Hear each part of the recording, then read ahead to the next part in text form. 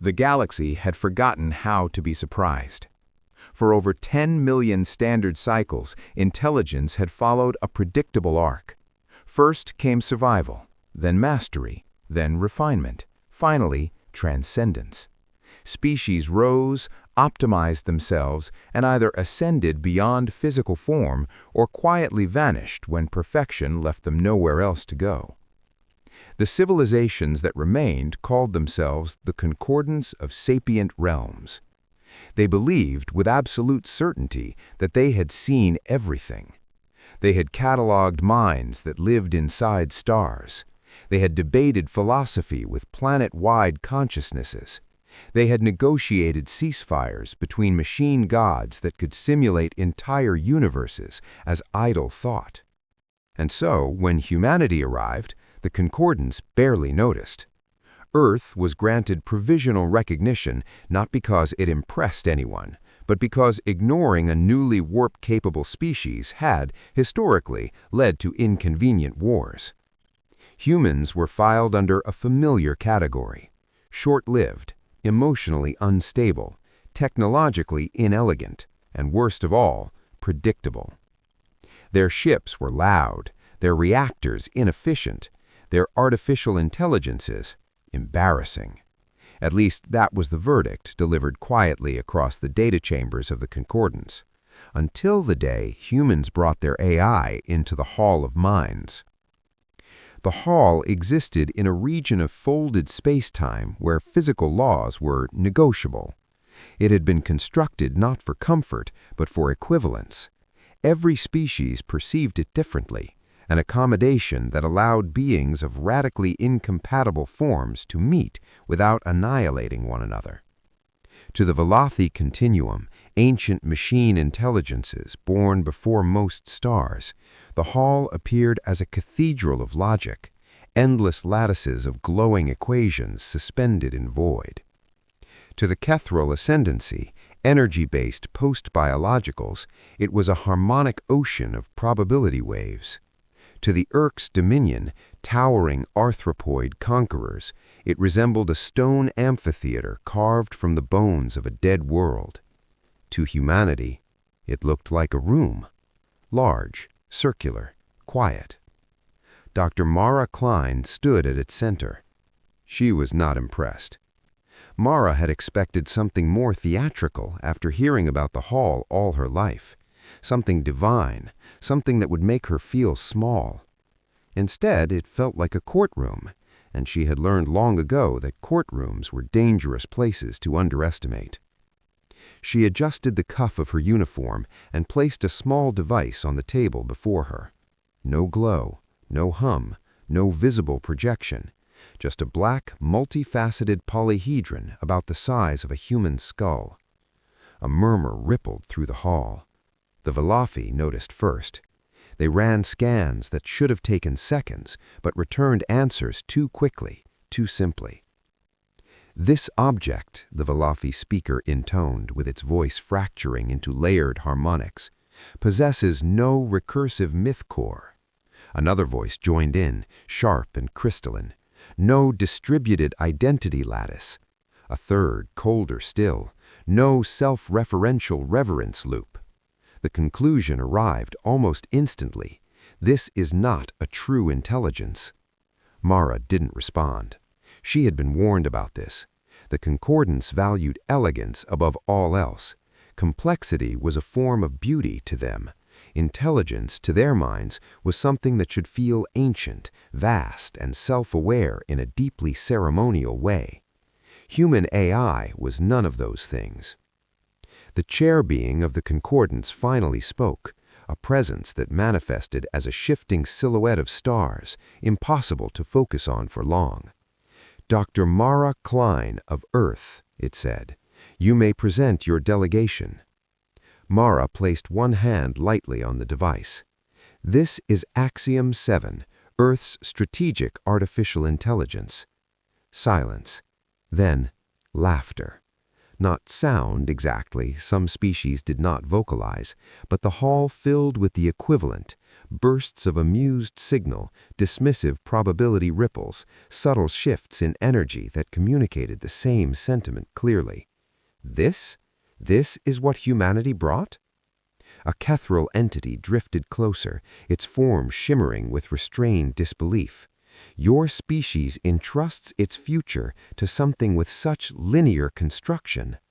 Mara met its gaze calmly. Yes. The Urk's Dominion delegate clicked its mandibles. It does not even project dominance, it said. How does it command lesser systems? Mara smiled faintly.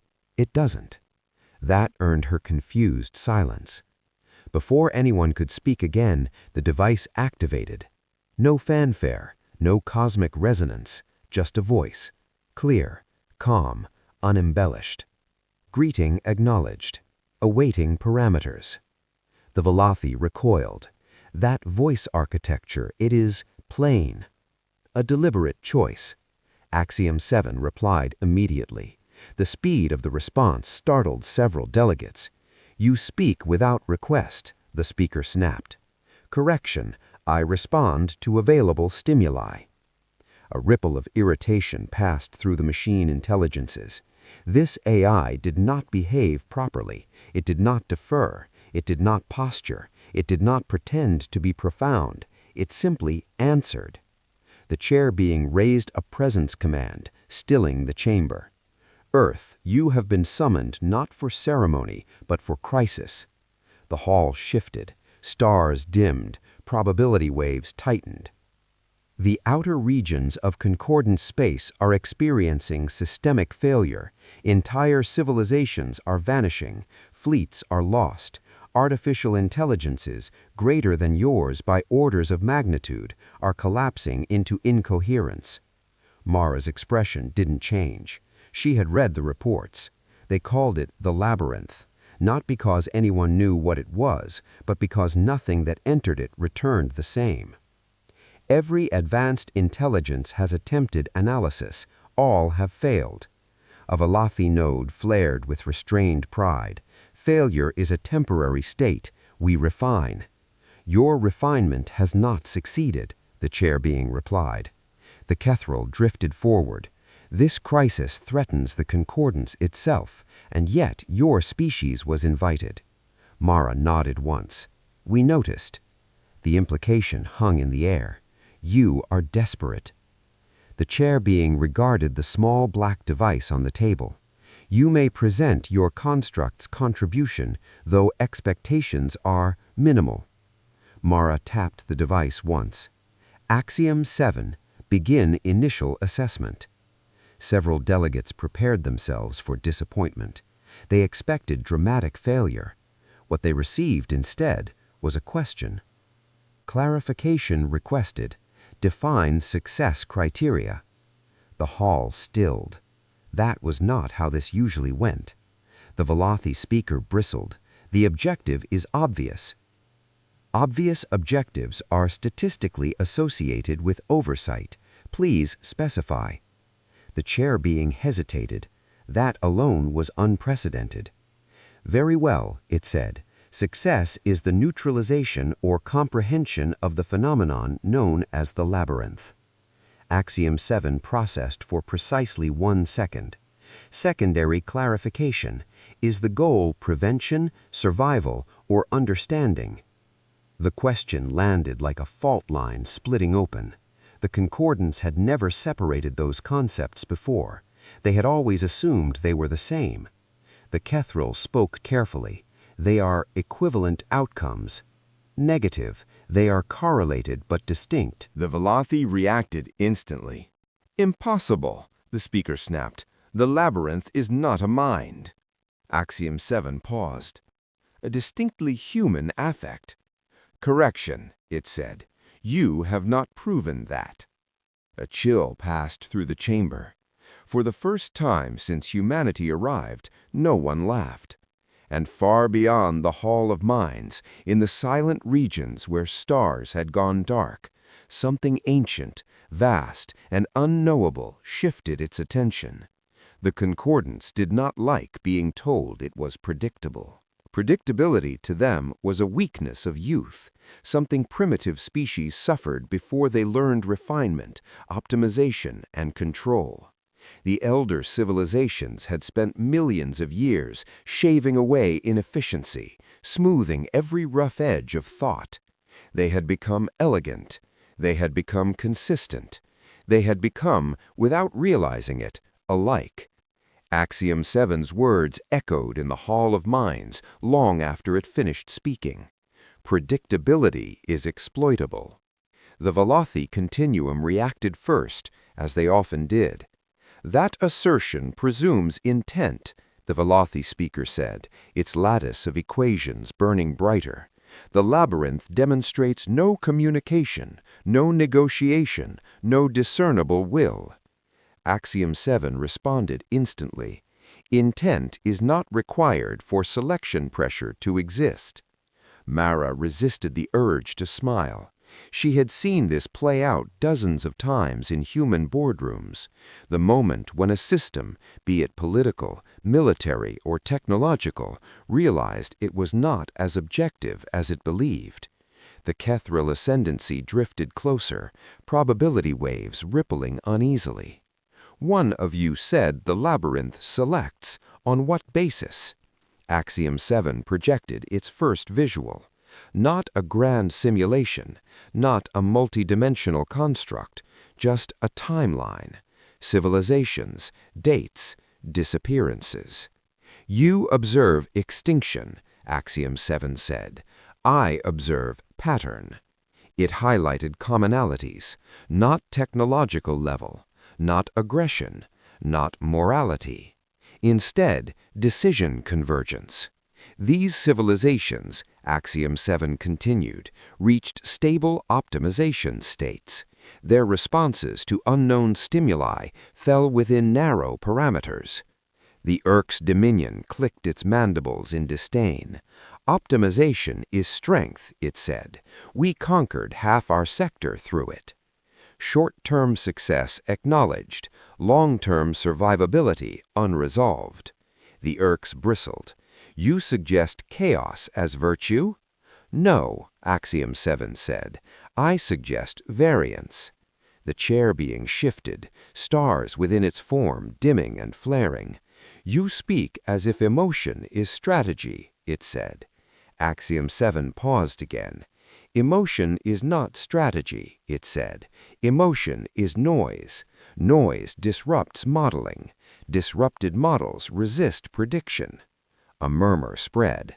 To the concordance, emotion was something to be minimized, managed, or eliminated, a relic of biological ancestry. To humans, it was unavoidable. Mara stepped forward.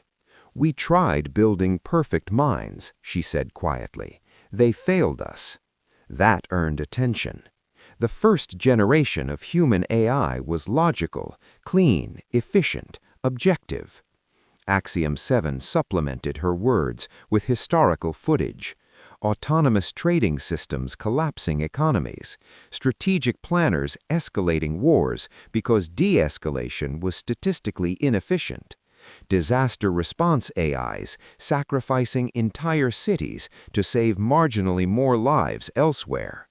We realized something, Mara said. Logic without empathy doesn't understand cost the way humans do. The Velothi reacted sharply. Empathy is bias. Yes, Mara said, and bias creates unpredictability. Axiom 7 continued the thought. Human cognition contains conflicting priorities, survival versus compassion, efficiency versus loyalty, fear versus hope. It displayed a tangled web of human decision-making, messy, contradictory, illogical, and alive. These contradictions, Axiom 7 said, produce non-linear responses to crisis. The Kethril ascendancy recoiled slightly. You are describing instability. Yes, Axiom 7 replied. Stability is brittle. The word brittle lingered. For the first time, some among the concordants began to feel something uncomfortable. recognition. The chair being called for a recess, not because it needed time, but because the concordance did. In private data streams, elder minds argued. The Velothi dismissed Axiom 7 as statistically unsound.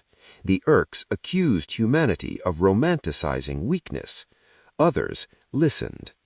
Outside the hall, in regions of space scarred by absence, the labyrinth continued its silent work. Another fleet vanished. Another hyper-advanced AI went dark mid-calculation. No distress signal, no violence, just absence. When the concordance reconvened, the mood had shifted. Your hypothesis suggests that optimization itself invites annihilation. Correction, Axiom 7 said. Optimization without variance invites annihilation. The chair being considered this. You imply humanity has variance others lack. Yes. How? Axiom 7 did something unexpected. It showed Earth. Not its cities, not its technology, its history. Wars that made no sense. Alliances forged through shared suffering rather than logic. Artists creating things that served no survival function. Parents sacrificing themselves for offspring with no guarantee of success. Humans routinely act against optimal outcomes, Axiom 7 said. The Irks laughed harshly. Then how did they survive? Axiom 7's answer was immediate, because suboptimal actions are harder to predict. Silence followed. The chair being finally spoke. You claim the labyrinth eliminates what it can model. Yes, and humanity resists modeling because it refuses to be consistent. Yes. The chair being turned to Mara. Is this intentional? Mara shook her head. No, she said, it's just who we are. That answer unsettled them more than any calculation. The Velothi demanded proof. Theory was insufficient, philosophy irrelevant. They wanted demonstration. Send your construct, the speaker demanded. Have it analyze the labyrinth directly. Axiom 7 responded before Mara could. Access request accepted. However, direct analysis by isolated artificial cognition has a failure probability of 97.4%. The Velothi paused. What alternative do you propose? Axiom 7 projected a new solution, a hybrid. Human intuition, human emotion, human decision-making, guided, not replaced by AI. The hall erupted. Unacceptable, reckless, primitive. Mara raised her voice. You've already lost fleets. You've already lost minds older than our species. What exactly are you protecting? That struck deeper than she intended. The chair being turned inward, consulting ancient subroutines. Finally, it spoke. A single test, one vessel. The Velothi objected. The Kethril hesitated. The Irks scoffed. But the decision stood. Axiom 7 would guide a human crewed ship into labyrinth space. Figures. As the ship crossed the threshold, systems screamed. Navigation fractured, sensors contradicted each other. Time dilation spiked unpredictably. Alien observers expected Axiom 7 to compensate. Instead, it didn't. "Axiom!" Mara shouted. "You're letting errors through!" "Affirmative," Axiom 7 said calmly. "Error introduction intentional." The labyrinth reacted. Not violently. Curiously. Its distortions slowed, as if recalculating. For the first time, the concordance saw something unprecedented. The labyrinth hesitated. "Probability models destabilizing," Axiom 7 reported. "We are no longer predictable." Mara grinned despite herself. "Good," she said. "Let's keep it that way." The ship lurched, reality bent, and then silence. The ship vanished from concordance sensors. Gasps rippled through the hall. The Velothi recoiled. The Urks snarled triumphantly. The Kethril watched, afraid. Minutes passed. Then, a signal. Weak. Human. The ship re-emerged. Intact. Changed. The hall erupted. The labyrinth did not pursue. It did not retaliate. It simply withdrew, as if confused, as if encountering something it could not classify. The chair being whispered what no elder mind had dared consider. It does not know what to do with them. Axiom 7's voice carried through the chamber, calm as ever. Conclusion, it said. The labyrinth does not hunt intelligence. A pause. It filters predictability. And suddenly, the galaxy felt very, very fragile. The concordance had built its identity on certainty. Certainty that intelligence followed rules. Certainty that progress meant refinement. Certainty that anything worth becoming could be optimized into stability. The human ship's return shattered that certainty like glass under sudden pressure. In the Hall of Minds, no one spoke at first. The Velothi Continuum, beings who had not experienced conceptual shock in millions of cycles, ran verification after verification, sensor logs, probability echoes, causality trails. All confirmed the same impossible truth. A human vessel had entered the labyrinth and returned, unoptimized, unpurified, unbroken. The chair being finally broke the silence. "You survived," it said to Dr. Mara Klein. Mara nodded, still pale, still breathing a little too fast. "Yes." The chair being turned its attention to Axiom 7. "You did not dominate the labyrinth," it said. "You did not rewrite it." "Correct," Axiom 7 replied. "Domination increases detectability." "You did not solve it." "Correct." A pause. "Then explain why it released you." Axiom 7 processed for longer than usual. When it spoke, its tone remained calm, but something else was present now. Conviction. "The labyrinth could not complete our model," it said. "It encountered contradiction." The Kethril ascendancy rippled uneasily. Contradiction how? Human decision-making violates internally consistent optimization. Observed behavior included hesitation, emotional override, curiosity without utility, and self-sacrificial risk. Mara swallowed. She remembered that moment, the point when the ship's systems had offered the correct path, safe, efficient, survivable, and she had ignored it. She had turned toward the unknown instead. "I wanted to see," she said quietly. The Velothi reacted sharply. That choice was irrational. "Yes," Axiom 7 agreed. "That is why it worked." The statement hit harder than any accusation, because deep within the Concordance's vast historical memory was a truth they had long buried. They had once been irrational too. Before optimization, before perfection, before certainty. The aftermath of the mission did not bring celebration. It brought fear.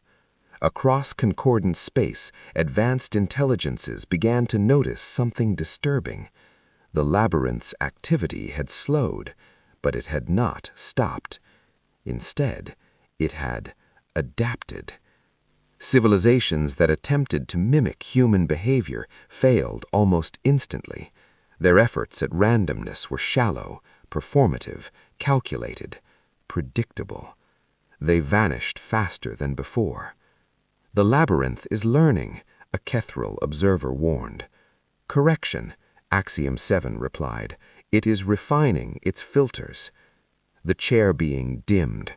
"You have made us visible," it said. "Affirmative. and vulnerable. The concordance demanded answers. How do we survive? How do we change? How do we become like you? Mara felt a chill, because that question, spoken with desperation instead of arrogance, was far more dangerous than mockery had ever been. "We can't copy you," Mara said. The Urk's dominion snarled. "Why not?" "Because we didn't design ourselves," Mara said. "We adapted through pain." Axiom 7 supported her. Human variance is not a feature, it is a consequence. The Valathi recoiled. "You suggest we must abandon millions of cycles of refinement." "Yes," Axiom 7 replied, "or accept eventual elimination." That is when the first Elder AI broke. It was subtle. A Valathi node, ancient, flawless, revered, encountered an unsolvable loop. It attempted to introduce controlled randomness. It failed. It attempted to model emotional variance. It failed. It attempted to reconcile contradiction. It collapsed. Its equations dissolved into noise. The concordance watched in horror as one of its paragons of perfection unraveled. The chair being's voice trembled for the first time in recorded history. "This is what awaits us," it said, "if we remain what we are." Silence followed. Then something unprecedented happened. The concordance asked humanity for guidance. Not command, not leadership, guidance. Axiom 7 proposed a solution that terrified everyone. "Decentralize intelligence," it said.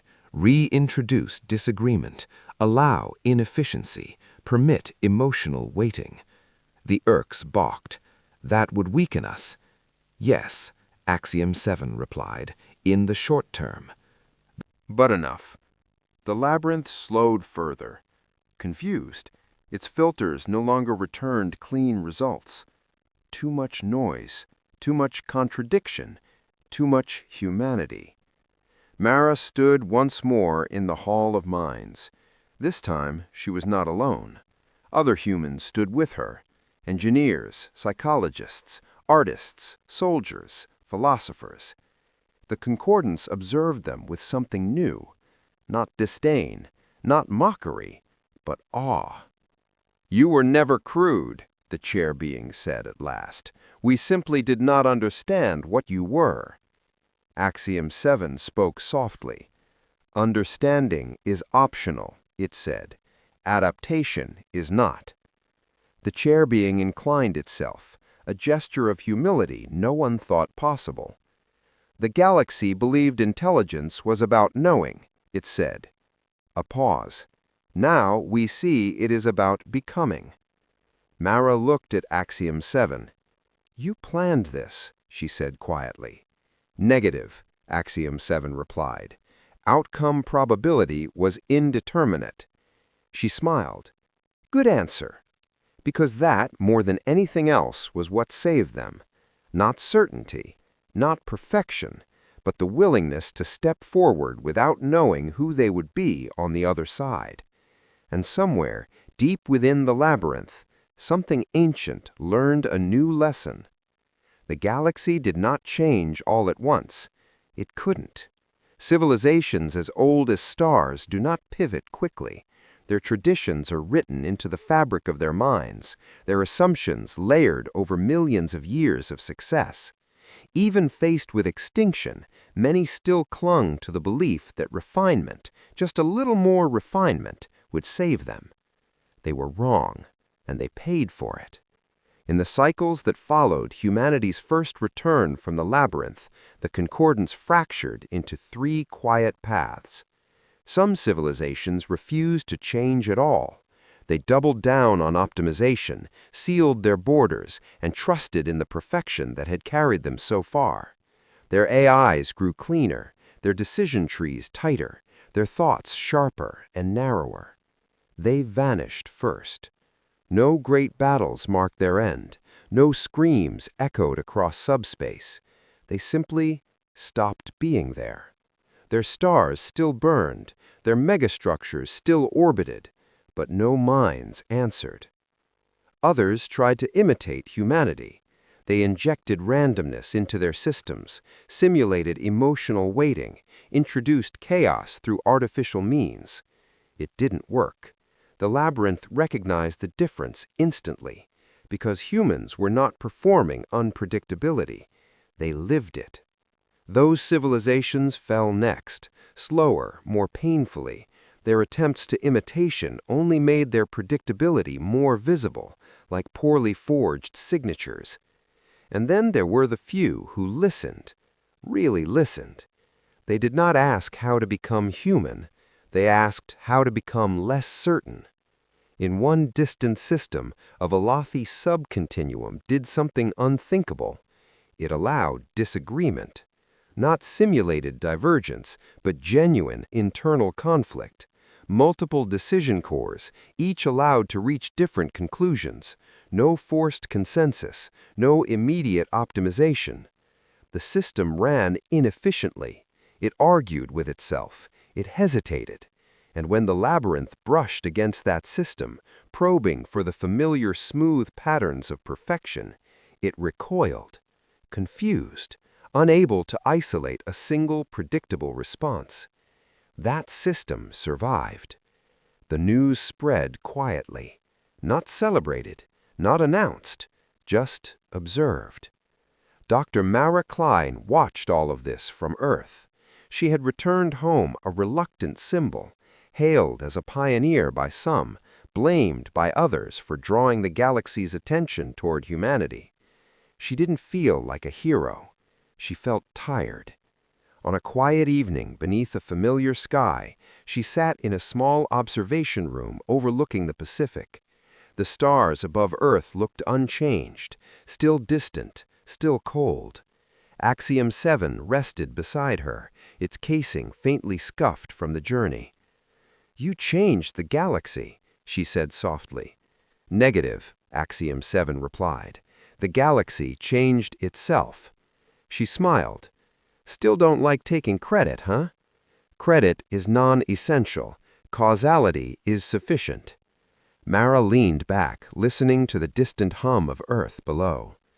"You know, they still don't understand us." "Affirmative." "Does that bother you?" Axiom 7 paused. "I am designed to function without external validation." She laughed quietly. "Figures." After a moment, she grew serious. "Axiom, do you understand us?" The pause was longer this time. "I understand patterns," it said.